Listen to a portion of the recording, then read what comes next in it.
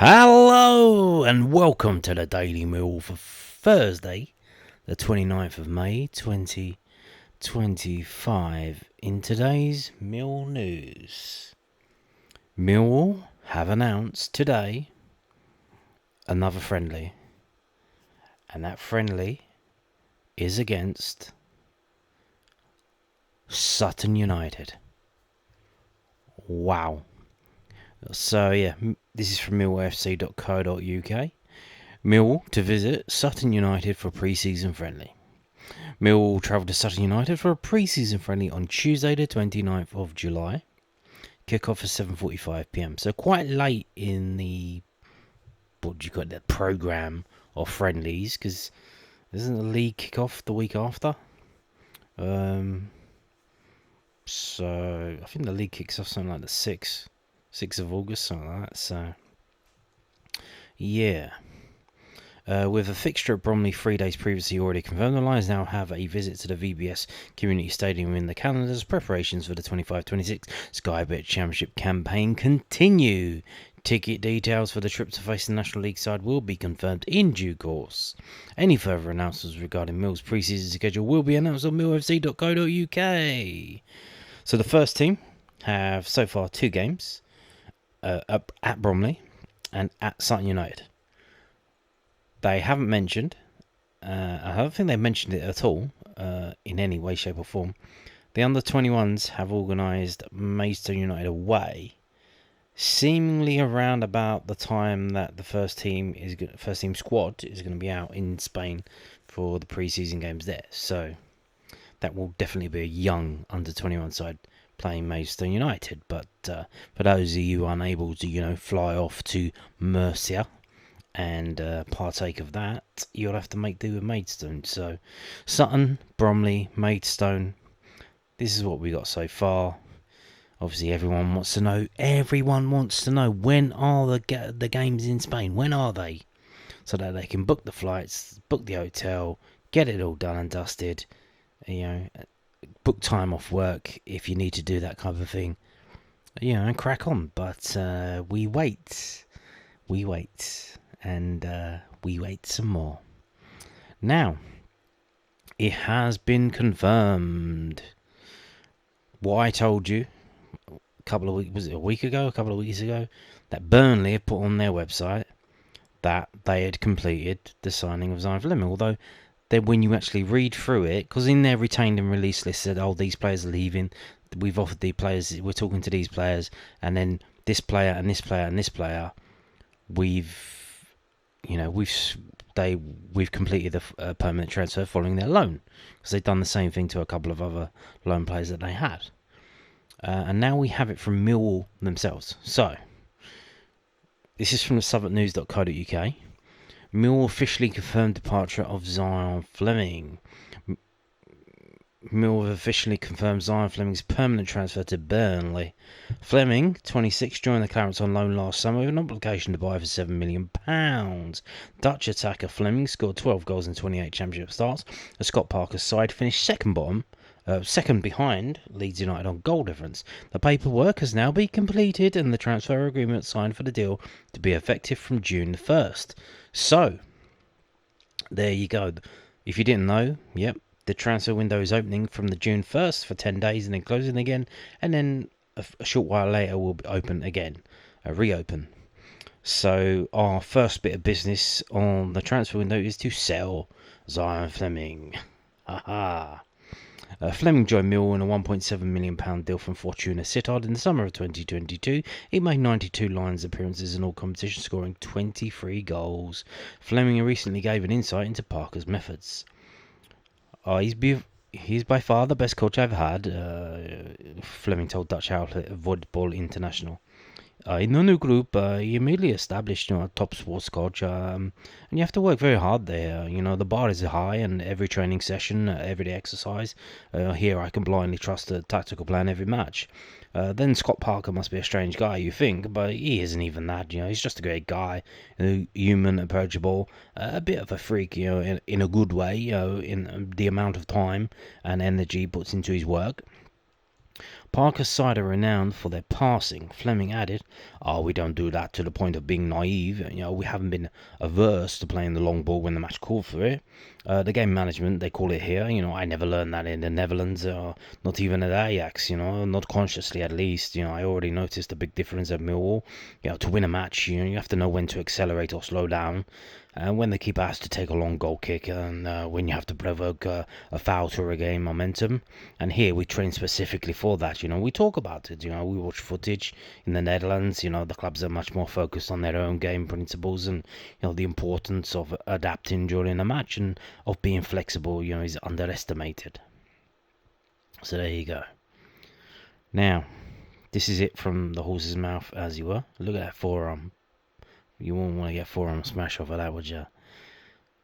Millwall Football Club can confirm Zian Flemmings will complete a permanent transfer to Burnley upon the opening of the transfer window on the 1st of June 2025. And, I imagine they're telling us because that's on Sunday. So, today's Thursday, Friday, and then whoever's running the website is going to be off for the weekend. Probably going to be off tomorrow. And then it's going to be announced on Sunday, so they got ahead of it. Departing for an undisclosed fee. Fleming left for Burnley on loan initially in August 2024, with the Clarets obligated to buy the Dutchman in the following summer transfer window. Fleming, who joined the Lions in the summer of 2022, made 92 appearances for the club across 2 seasons, scoring 23 goals. He also won the club's Player of the Season award in 22-23, finishing top scorer as he hit the back of the net 15 times. The club would like to thank Zian for his service whilst at Millwall and wish him all the best for the future. Indeed. And, arrivederci. Ciao. Now, again, here we go again, talking about Kevin Nisbet. But, what else is there to talk about? Friendlies at Sutton. Fleming leaving. Millwall tack on his Lions' future after helping Aberdeen win Scottish Cup. And this is again from the Southern News. And, the South London Press doesn't exist anymore, so the Southern News does. So let's pick up a copy today. They publish on Thursdays if you see it in a shop. If you don't, you can buy it online at issuu.com, issuu.com. Mill striker Kevin Nisbet said he would be back with the Lions for pre-season after his historic campaign on loan at Aberdeen. Scottish forward Nisbet, 28, helped the Dons win the Scottish Cup for the first time since 1990. Wow. As they defeated Celtic 4-3 on penalties at Hampden Park last weekend. Alfie Dorrington's own goal gave Celtic the lead in the first half before goalkeeper Kasper Schmeichel diverted the ball into his own net from Shaden Morris's cross with 7 minutes left. I imagine if you wanted to watch that game, it might still be on BBC iPlayer. If not the whole game, then at least the highlights. Probably on Sports Scene on BBC iPlayer. After extra time couldn't separate them, Aberdeen goalkeeper Dimitar Mitov saved penalties from Callum McGregor and Alistair Johnston in the shootout, as Jimmy Phelan's side were successful with all 4 of their attempts. But Nisbet, he started and played 79 minutes. He was subbed off. He was asked afterwards about his future following the end of his season-long loan deal. "I'm part of them pre-season," Nisbet said. "I don't really want to talk about other clubs and stuff like that, I'm a bit part of them pre-season and we'll take it from there." Nisbet added, "It's been brilliant, I've loved every minute of it through the ups and downs, and to finish like this is unbelievable. And we're going to pay for a few days now. We knew we had the stuff in a game. They're the top team, but the boys dug in and winning on pace is unbelievable. We knew if we kept ourselves in the game, we'd always get a chance, Thankfully, Shea does well to put in a good ball, and we had a chance after that as well. We probably should have won the game in extra time, but to take it to penalties is dramatic, but it's good for the viewers." Which he was one of them, You could see him. I'll watch it. I told you if you wanted for the other video, I told you straight after what happened. I watched the first half, and it looked like Celtic were all over them. But they only managed to score from like a set piece, like a lone goal from a set piece, so they didn't even score it. And I thought, this is, Celtic are gonna run them ragged. So I clicked off, and then I'm on my phone. I found, they didn't run them ragged. In fact, they equalised. Kevin Nisbet's been subbed off. It's now nearly the end of extra time, and it's 1-1. So then I switch back on, and it goes to penalties, and I watch it. So, and you can see Kevin Nisbet, as they pan around the stadium, as they're waiting for the penalty kicks to go, he's there on the sideline watching. He's very invested. So, and even though he didn't do much in this cup final, in previous rounds, he has scored a few goals to help get them there. So, fully deserving of his cup winners medal. So, we have this as well. Mentioned previously, Aberdeen. We've mentioned they've got a lot of money now. They're going to get a lot of money. It could be a lot or it could be a little bit of money. Because they are now qualified for Europe. They have a chance to go into the Europa League group stages, have to win a playoff round. And even if they don't win that playoff round, they will then be, moved along into the Conference League after losing that playoff round. So they are guaranteed to be in the group stage of either the Europa League or at least the Conference League, which gives them a fair old chunk of money, especially by Scottish standards. So the idea is like, can they now buy him? Can they sign Kevin Nisbet permanently? And this is the BBC, bbc.co.uk, and they asked the Aberdeen fans the other day, and they've collated some of those comments from those Aberdeen fans. So, do they actually want to buy him? So, one of them says, Nisbet would be a tremendous signing if we can get him. He has worked so hard to get into shape through the season, and we were just starting to see the best of him. Well, apparently they're off for a jolly up now, so he might put all the weight back on, celebrating that cup win. Anon, no, the money should be used to build the squad. It's not a good idea to spend it all on someone who who doesn't really fit into the system. Definitely need fullbacks and the midfield options as well. Graham, at 28, I think his best years are past him now. If we weren't willing to break the bank to keep Jamie and McGrath, I don't see us doing anything different for Nisbet. I can't imagine his club will demand a huge transfer fee for him, so in reality it will come down to how much of a cut in wages Nisbet would be willing to take. But I think there are better, younger and hungrier strikers out there that would cost us less money than Nisbet.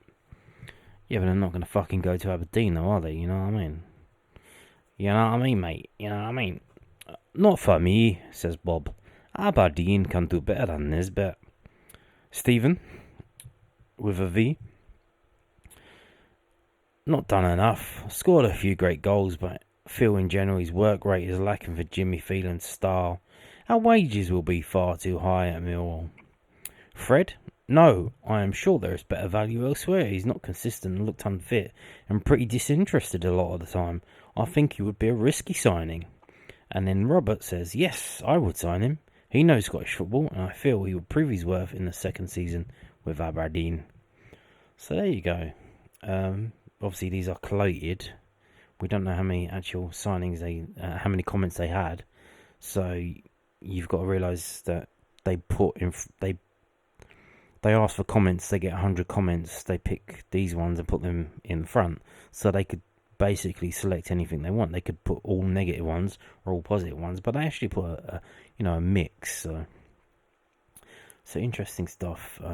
Like I said, we signed him for 2 million. Even if we let him go for 1 million, which isn't beyond the realms of the kind of loss that we would take. Apparently he's in the last year of contract. I don't know if we have an option. But then, about what they said about the wages. Aberdeen. So how is that gonna work? Are we gonna pay off his wages? Well, just to get him out the door? That doesn't make no sense. Might as well just loan him out to someone else. Find someone else in Scotland or take him on loan.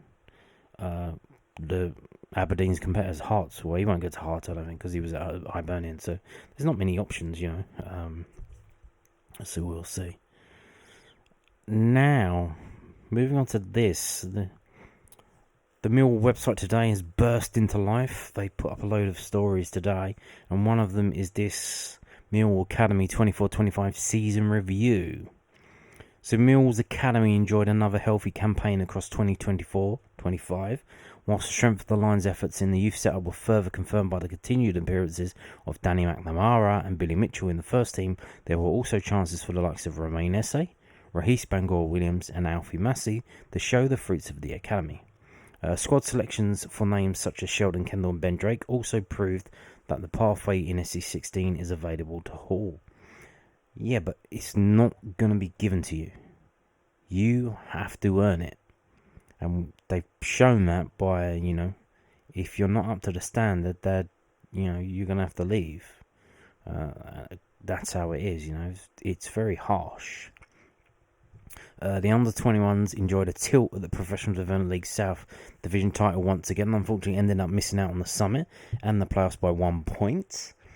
Kevin Nugent's side won 20 of their 31 matches, losing just 5 and scoring 69 goals, a record that trumped Sheffield United, the winners of the North Division. Yeah, our division was insanely hard in that Bournemouth, who are new into the league this season, and Brentford did incredibly well, insanely well.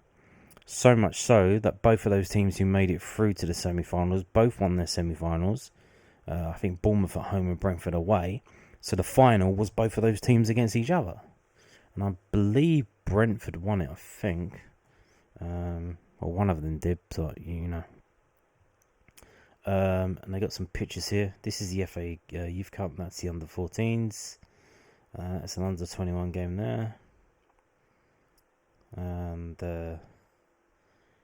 yep, that's the FA Cup game, FA Youth Cup game at the Den, which is an under-18 competition. And the under-18s, meanwhile, hit 72 goals in their 31 fixtures, finishing 4th in the PDL South Division. Larry McAvoy and Chris Perry's side's most famous moments came in cup competitions, however, as they held Newcastle United to a draw and hosted Chelsea at Calmont Road in the Premier League Cup group stage, a tournament they qualified for courtesy of their Professional Development League Cup victory in 23-24. Also, following a dramatic victory over Hull City in the third round of the FA Youth Cup, the Lions then travelled to Manchester City in the round 4, exiting the competition to the then holders. And Man City actually made the final, and they lost to Aston Villa in the final. So Man City won it last year, and they were finalists this year, and we ended up losing to them. Elsewhere, an academy side travelled to the Matija Sarkic Memorial Tournament, finishing 3rd place, whilst the under-14s reached the Albert Feeling South Cup final. And my understanding is that's quite good, because the under-14s apparently don't play in a league.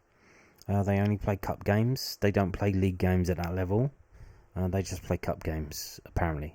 And they have different cups. So they have a regional cup, national cup, whatever, London Cup, that kind of thing. So there you go. Now, moving on.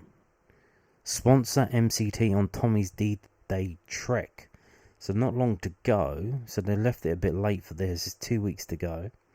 Millwall Community Trust Military Veteran Football Programme is proud to announce that it will once again be participating in the Royal British Legion Industries 40 kilometre walk this June in Kent, commemorating the anniversary of the D-Day landings.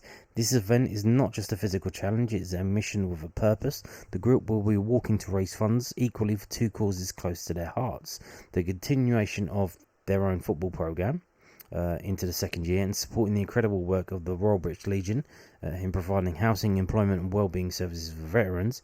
Launched in 2023, the Military Veteran Football Programme, funded by a Skybet EFL Building Foundations grant, has rapidly grown into a lifeline for many former service personnel. It offers more than just football. It delivers camaraderie, a renewed sense of purpose and access to vital support networks. Veterans participating in the programme benefit from weekly 5-a-side sessions, employability support and health and wellbeing services in partnership with military charities and veteran organisations. Over the past year, the team has proudly represented the Mill family on and off the pitch. They were honoured to win the Veterans RBL Cup at Lilleshall. Wow, they won it. A national competition that brought veterans together from across the UK in the spirit of teamwork and remembrance. They've also engaged in friendly matches against other football clubs, veteran teams and community organisations, further strengthening bonds through sport. This June's 40 kilometre walk marks the 2nd consecutive year taking part in the RBL fundraiser, a testament to commitment. Last year's team braved the trek with pride, raising awareness and funds for veteran causes. As one participant said, The Limps military veterans will go for a game of football, and that dedication is what fuels them again this year. MCT is calling on you, friends, supporters, and extended Millwall community to get behind them. Every donation, share, and word of encouragement helps sustain the programme for another year and supports RBLI's life-changing work. Together, MCT are not just walking for fitness, they are walking for purpose, for our brothers and sisters in harms, and for a stronger future. Amen. Thank you for standing with MCT. So, if you are that way inclined, you can donate. This is the Just Giving page. If you go to that page and click on the thing where it says you can donate here, Millwall Community Trust Military Veteran Programme in partnership with Military Veteran Football Club, taking part in RBLI's Tommy's D-Day Trek 2025 on the 6th of June 2025, of course, D-Day. Now, Mill have advertised for a job which may very well be the most taxing and hardest job in football, and that is first team rehabilitation physiotherapist. Wow. So Millwall Football Club is recruiting a rehabilitation physiotherapist for its first team. The ideal candidate will assess, diagnose and rehabilitate all first team player injuries. Wow. And assist the head of medical with all aspects of player care in the first team squad. The rehabilitation physiotherapist will work closely with the performance team to deliver criteria-based rehabilitation with the objective of returning players back as quickly and as safely as possible. The ideal candidate will be experienced in sports rehabilitation and familiar with the use of objective markers in a safe return to play of players, be able to work in a coordinated manner with the rest of the medical and performance team, be a strong communicator and able to build solid relationships with staff and players. For a full job description, see below. So like I said, the hardest working man in football, well, or woman, but let's not be sexist, but I would say if you want the players to be happy and of a sound mind throughout the season, I'm sure quite a few of them are married, and I'm sure their wives wouldn't want a woman rubbing themselves on their husbands week in and week out. Just saying. So, there you go. So, yeah. Do they believe in miracles? I think they need someone. Like I said, insane amount of work for someone. Because this is a thing that's happened, and it's happening all the time, that we have insane amount of injuries every season, and it doesn't change. And no one can know why. No one knows why. Is it the training ground? Is it the den pitch? Is it too hard? Is it too soft? Is it the training? Is it the lack of training? Is it the way we play? Not having the ball, so then you're having to chase people down. So you have to do a lot of running. If you do a lot of running, see, there's a problem that you might get injured more. So yeah, but here we go. 35 hours a week to start off with, and then once they get fucking injured, and the bodies start piling up, to assess, diagnose, rehabilitate all first team players' injuries and assist the head of medical with all aspects of players' care in the first team squad, working closely with the performance team to deliver criteria-based rehabilitation with the objective of returning players back as quickly and as safely as possible. The ideal candidate will be experienced in sports rehabilitation and familiar with the use of objective markers in a safe return to play of players, be able to work in a coordinated manner with the rest of the medical and performance performance team, be a strong communicator and able to build solid relationships with staff and players. This role includes, but is not limited to, provide medical diagnosis, treatment and rehabilitation of Mill's first team players, to provide matchday cover as required, maintain up-to-date medical records, organise scans and external treatment as required, maintain and develop communication between all staff and departments at Millwall Football Club, attend and contribute to all Millwall Football Club staff meetings as required, to maintain and contribute to CPD, Chicago Police Department, to maintain a professional attitude and appearance at all times. So, not like we had before when we had that fitness trainer that was about 25 stone. That was fun, wasn't it? Assist and lead departmental in-service training as and when required, to assist in the collection and evaluation of players' daily physio screen, to assist with prehab, pre-activation and recovery stage strategies, assist with soft tissue treatments to first team players as required. Yep, that's what I was talking about, soft tissue treatment. Yeah, boy. Assist and organise relevant cardiac screening. Ooh. To assist in other departmental duties as required. And this is what you need. You need paper. You need pieces of paper, which aren't going to be worth the paper they're printed on now, because everybody's using AI to cheat. They're all using ChatGPT to cheat in their exams. The scoundrels. The absolute scoundrels. You'll go to the doctors and he won't have a fucking clue what he's doing. He'll be, oh, well, 1 second please, I've just got to go outside for a moment.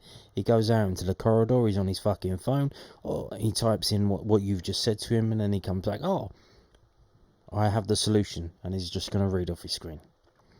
Minimum 2 years in team sport environment. Aha. So you have to be in a team sport environment. A Bachelor's Science Honours in Physiotherapy, HPC registered, work flexibly and be open to travel extensively in the UK and in Europe. Aha! So that's confirmation, we are going to Spain. We are in Europe, huh? Only UK, Irish and EU citizens with settled status may apply for this position. Brexit means Brexit. Hold full clean driving licence, ATTMIF qualification, experience of using MS Paint products. So there you go. The closing date is June, Friday the 6th of June, so literally a week. They're trying to find a miracle worker in a week, someone who will be the hardest working person in football. Yeah. Good luck with that. Now, moving on to this. Do you remember this? Stickers? Do you remember them? Panini? Do you remember that? Sticker albums? Do you remember that? Garlic bread? Do you remember that? Yeah. The EFL are going to be doing them next year, apparently. Well, for the next 3 years. I don't know if I think it's stickers or trading cards. We'll get into it. I haven't read this yet. We're going to read it now. So, this is from EFL.com. So EFL and Panini announce a new partnership. The EFL is delighted to announce a groundbreaking multi-year partnership with Panini, the world-renowned sticker and trading card company, a global leader in collectibles industry known for its iconic stickers and trading cards. Panini's partnership with the world's original league football competition and its clubs will celebrate the rich history and heritage of the EFL and bring fans closer to the game. From the 25-26 season, and for the first time in almost 20 years, the collaboration promises to strike at the heart of football fan culture and create a unique and personal connection to all 72 EFL clubs, including the launch of the first ever EFL hobby trading cards, featuring player autographs and memorabilia for collectors to chase. So it's not stickers, it's not a sticker book, it's cards. I'm not a fan of that. I'd rather stickers, really. As the exclusive rights holder to making the unique sticker and trading card collections, so maybe there will be stickers then. It says cards and now it's saying stickers. featuring some of the biggest names to have played in English football. Panini will also have a presence across all 3 EFL divisions and 5 Wembley finals. What does that mean? I don't know. Very weird. Okay. The EFL is part of the fabric of life for hundreds of millions of fans across the world. This new partnership with Panini provides the opportunity and new ways for the league and our clubs to engage with supporters, in particular younger fans, explained Chief Commercial Officer at the EFL, Ben Wright. These cards will be bought by millennials. Young people do not give a shit about this stuff, in the most part. So it's going to be people 35 to 55 years old who will buy these. Some of them will buy them on behalf of their kids, their sons, but a few of them will just buy it for themselves. Traditional football collectibles have enjoyed a resurgence in recent years, appealing to fans aged 8 to 80. See, they know their market. We look forward to working with Panini on this exciting new venture where the league, following the inaugural season of Fantasy EFL, will continue to provide ways for new and existing audiences to engage with EFL football beyond just the 90 minutes on the pitch. Well, it's 100 minutes now with all the extra time, isn't it? Head of Marketing for Sport at Panini, Katie Gritt, she related to Steve Gritt, added, "We're delighted to be partnering with the EFL to bring the magic of collecting Panini to fans of all 72 EFL clubs. The EFL is integral to football pyramid, and with every club set to feature in our collections, fans will soon be able to enjoy finding their favourite players from the clubs they love. We can't wait for the first collection to launch later this year and look forward to celebrating this incredible talent throughout the EFL in true Panini style." So that sounds even more weird. So every club set to feature in our collections, fans will soon be able to enjoy finding their favourite players from the clubs they love. So it's not going to be, they're not going to do every player from every club. Or are they? It doesn't sound like they are. Because how can they, that's a lot. 72 EFL clubs doing every single player? I mean, that is a lot. It is a lot. And they're cards as well, not stickers. You would imagine, like, classically what they would do is a sticker book for the Championship, sticker book for League 1, sticker book for League 2. But then how much is the one in League 2 is going to sell? It's not going to sell that many.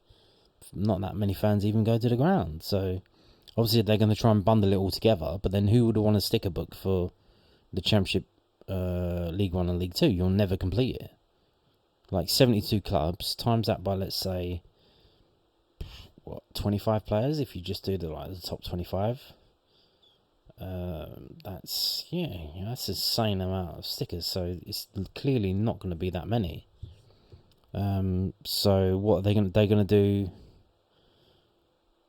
They're going to do most of the players from the Championship, probably all the players from the Championship, and then just pick and mix like the top players from League 1 and League 2.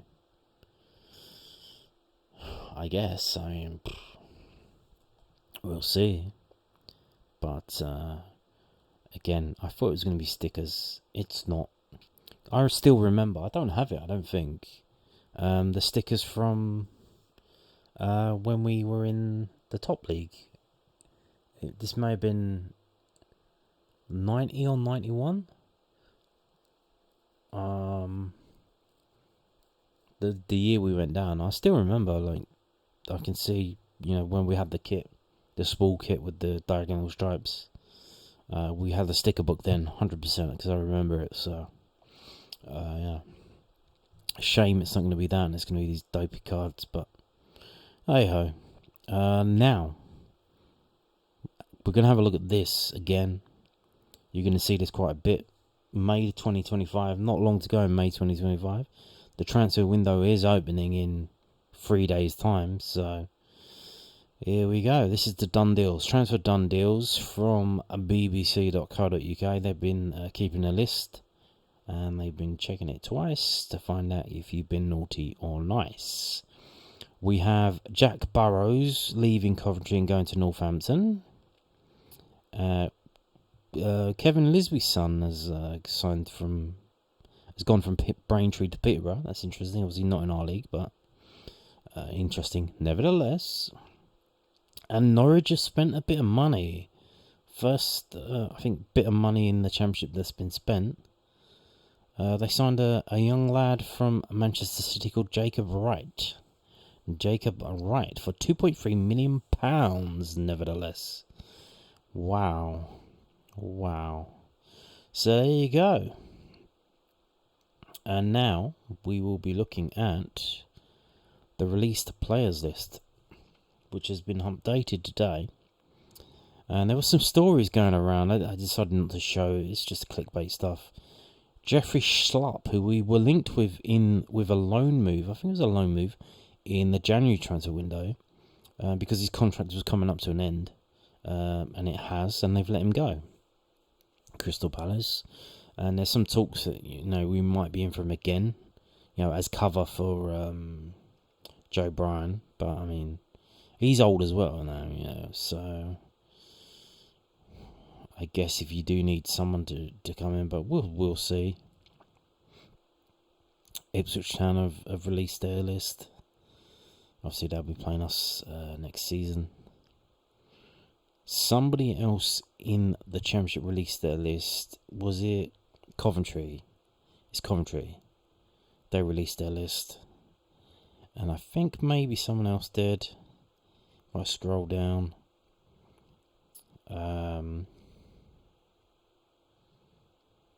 No. Oh, Sheffield United. Yeah, they released their list now. Mostly young lads. Zach Giggs, and yes, he is related to Ryan Giggs. Ryan Giggs' son. So there you go.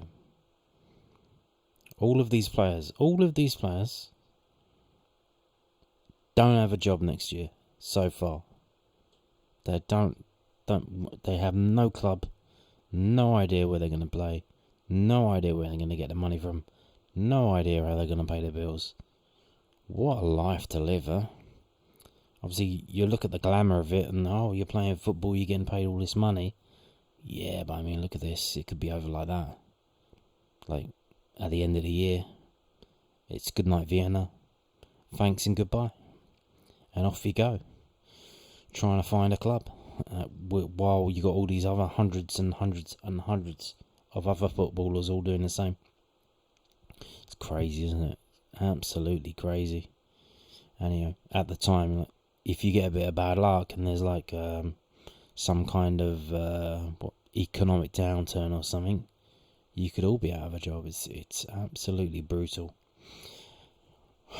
And on that note, thank you for watching, and goodbye.